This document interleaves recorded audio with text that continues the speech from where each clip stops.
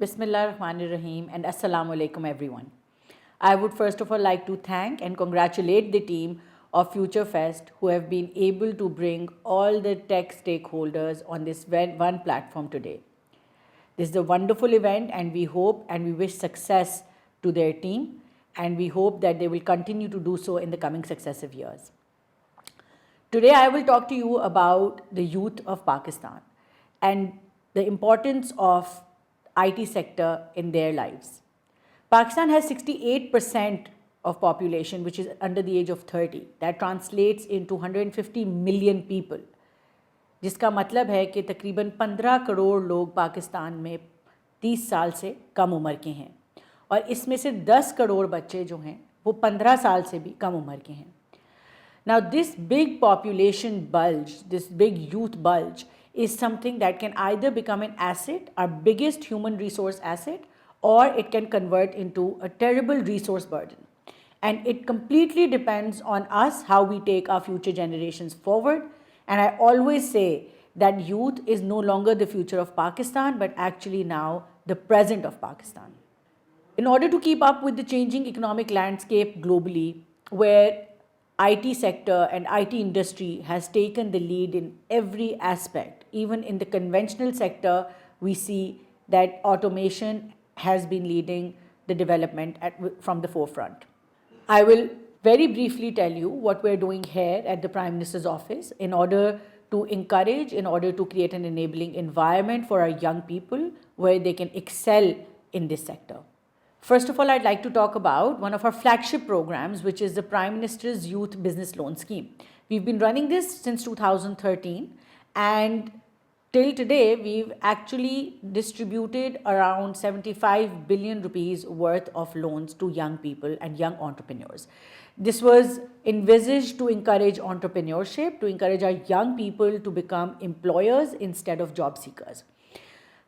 Today, as we speak, the applications will be open next week once again, and we encourage you all to please participate, to apply for these easy soft loans and to flourish your businesses, expand your businesses and start new businesses so that you can flourish and in turn Pakistan can flourish. The second program which I feel is relevant to our conversation here is the Prime Minister's Innovation Award. We've closed the applications for the first round. The applications for the second round are open as we speak. And you can register on Prime Minister's Youth Program's mobile application or on our website, which is pmyp.gov.pk. So pmyp.gov.pk is our portal where registrations for all our programs are open and are available, including the business loans program. So the idea behind Innovation Award is to get the best ideas and get everyone. There is no barrier when it comes to whether it's education and no social barrier. The only barrier that we have, the only condition that we have is that of age because it's a youth program. So the best of best ideas will be awarded financially. We're intending to award to the tune of 1 million rupees to the top 50 winners and plus at least 1 million worth of incubation opportunity so that we can at least come to a stage where we have a prototype available for your ideas. And following that will be an Investors Connect where we intend to connect you with global and local investors so that your idea becomes commercially viable. The third program that I'd like to talk about is the Prime Minister's Laptop Program. We've seen a lot of heartwarming success stories coming from the laptop program that has been running in Punjab since 2011 and was also run in the by the federal government between 2013 to 2018. This year, under the premiership of PM Shahbaz Sharif, we will be relaunching this program and we'll be distributing around 100,000 laptops. Now, the idea of distributing laptops is again to create an enabling environment for our young people. While a lot of us take our smartphones and devices and laptops for granted, it is actually a life-changing device for some people, and not only for individuals, but we've seen examples where one laptop, where one smartphone has actually changed the landscape of certain communities. So this is the third program which I feel will really enable our young people to step up and keep up with this fast-paced IT economy. The third, and which I feel is one of the most important programs run by the government of Pakistan right now, will be the IT training program. We intend to train at least 30,000 young people in different IT trainings. We've developed an academia industry bridge along with public sector, and we intend to do so with the direct involvement of the industry. And this, we believe, will help in increasing employability of our young people. Even the IT graduates who graduate can really benefit from this program, and we hope to give them international certifications. We hope to ensure employment for our IT trained young people. Having said that, this is what the Prime Minister Office is doing at the moment, and we're always open for your suggestions, and we'd rather encourage suggestions for improvement in the government policies, in government initiatives. Our social media platforms are always open. Our email is always available to you. So please feel free to get in touch, to give your brilliant ideas so we can serve you in the best possible manner. Lastly, I would like to talk about the social aspect of technology. While the technical side of this industry will be taken care by the technical people, I would like to talk to you very openly about how the use of this technology and how can we better use technology. I feel that the best way of using technology and making use of this global revolution is to use technology for improving lives. So we've seen different startups which have helped, for instance, differently abled people. I've come across a very young, vibrant girl who's developed a mobile application for deaf and dumb people for their communication, for their emergency needs, and there are multiple other examples like these.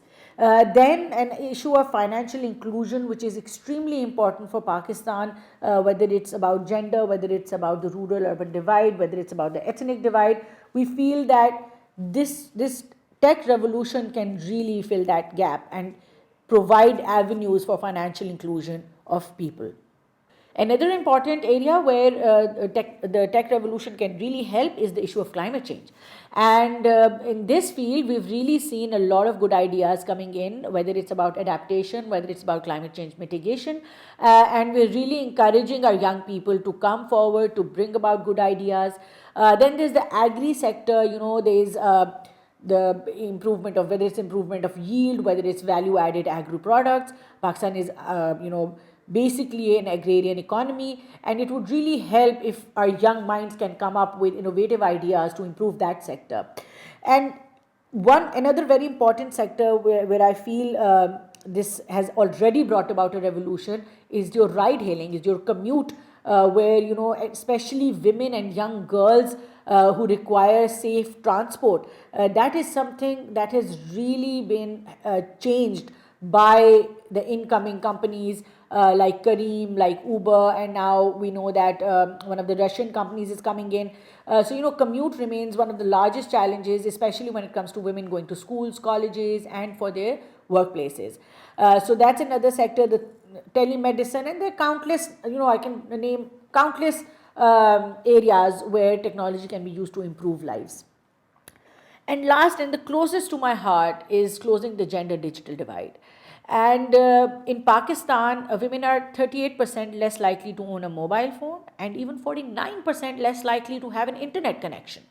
And that is really problematic. That is problematic when it comes to their social inclusion, when it comes to their social equality, when it comes to them having equal opportunities, when it comes to them having independence. And sometimes it's just a mere issue of social equality, but at other times it's also a survival issue where women are stuck in situations where they're victims of domestic abuse, where they're victims of harassment, and they're unable to get out of those situations just because they do not have alternatives in life. So closing this gender digital divide can really not only help Pakistan, where 50% of our population is women, and include them in productive economy, but also on a very personal level, it can actually end up saving lives. So I think that it's very important to look at this aspect when you talk about technology, when we talk about the IT sector. We need to ensure that Pakistan along with becoming the next tech destination for the world, also becomes a destination which is inclusive, which allows everyone, which gives everyone equal opportunities to thrive. With this, I would like to thank you all for listening to me, and I would like to once again thank and congratulate the organizers for hosting this beautiful event. Thank you.